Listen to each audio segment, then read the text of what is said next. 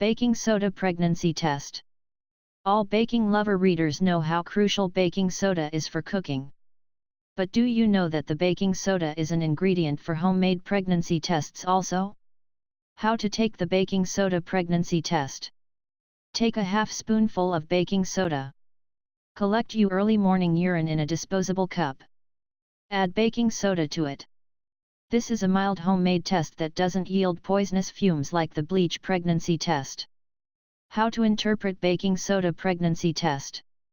If there is frothing, then you are pregnant. If there is not much frothing, then your pregnancy test is negative.